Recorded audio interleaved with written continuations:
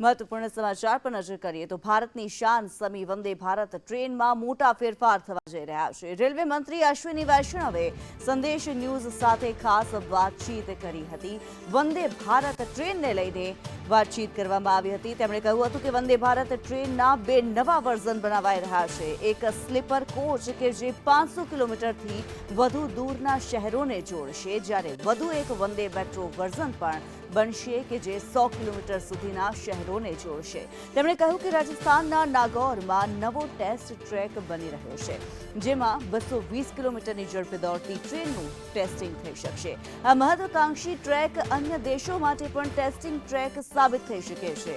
ઉલ્લેખનીય છે કે દેશના દરેક ખૂણાને વંદે ટ્રેનથી જોડવાની સરકારની નેમ છે અને આગામી 3 વર્ષમાં 400 જેટલી વધુ ટ્રેનોનું નિર્માણ કરવાનું લક્ષ્યાંક છે।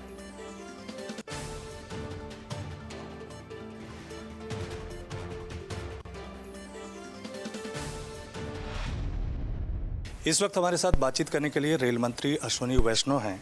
सर, कल देश की 15वीं वंदे भारत जो ट्रेन है वो लॉन्च की गई, लेकिन अब लोगों के मन में दिमाग में ये है कि नेक्स्ट वर्जन इसका क्या है। भारत बहुत ही पॉपुलर ट्रेन है। माननीय प्रधानमंत्री श्री नरेंद्र मोदी जी ने संकल्प लिया है कि देश के कोने कोने को वंदे भारत से जोड़ना है। इसके 2 नए वर्जन बनेंगे, जिसमें एक वर्जन बनेगा स्लीपर वर्जन जो कि लॉन्ग डिस्टेंस के लिए होगा। एक और वर्जन बनेगा जो कि शॉर्ट डिस्टेंस के लिए होगा, वंदे मेट्रो। देखिए, वंदे भारत करीब करीब 500 किलोमीटर के हिसाब से उचित है। वंदे मेट्रो रहेगी 100 किलोमीटर से कम डिस्टेंस की 2 शहरों उनको जोड़ने के लिए। फिर रहेगी वंदे स्लीपर वर्जन जो कि लॉन्ग डिस्टेंस 500 किलोमीटर से ज़्यादा का ओवरनाइट जर्नी हो उसके लिए। तो अभी तक आप लोगों का क्या प्लान है कि इस साल के अंत तक कितनी वंदे भारत ट्रेन चल सकती है, या नेक्स्ट 2024 तक कितनी चल सकती है? मतलब अभी तक कितना मेट्रो वंदे भारत बन रही है? बहुत तेज़ी से प्रोग्रेस चल रही है, बहुत तेज़ी से मैन्युफैक्चरिंग चल रही है और अभी टारगेट है करीब करीब 400-450 ट्रेन्स बनानी अगले 2-2.5 वर्षों के अंदर, 3 वर्षों के अंदर अंदर।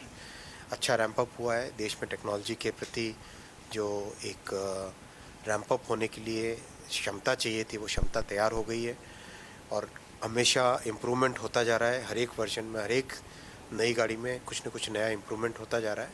बहुत अच्छी संभावना है ये गाड़ी आने वाले वर्षों में एक्सपोर्ट मटेरियल बनेगी। अच्छा, लेकिन जब कल वंदे भारत ट्रेन लॉन्च की गई तो बहुत सारे आम पब्लिक थी, न सिर्फ इसका खूबसूरत लुक देख करके या उनके स्टेट से निकल रही है, लोग काफ़ी खुश थे, लेकिन साथ ही साथ लोगों के दिमाग में उसकी स्पीड को लेकर एक जिज्ञासा थी। और कल हम लोग नागौर में गए, वहाँ पे आप लोगों का एक ये देखा कि डेडिकेटेड जो टेस्ट ट्रैक है उसकी स्पीड कहा जाता है कि 220 किलोमीटर पर आवर की स्पीड उस पर चेक की जा सकती है।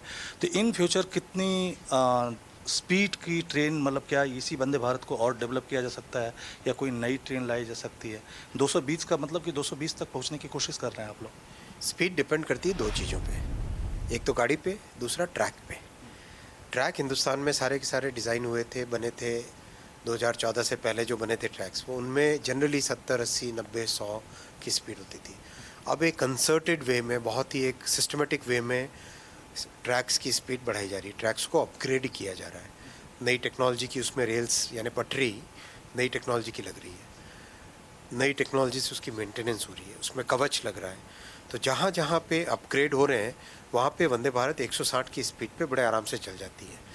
तो अब टारगेट ये लेके चल रहे हैं कि आगामी कुछ वर्षों में देश भर में सब जगह सारे ट्रैक्स, मेन लाइन के ट्रैक्स 130 की स्पीड के लिए फिट हो जाएं।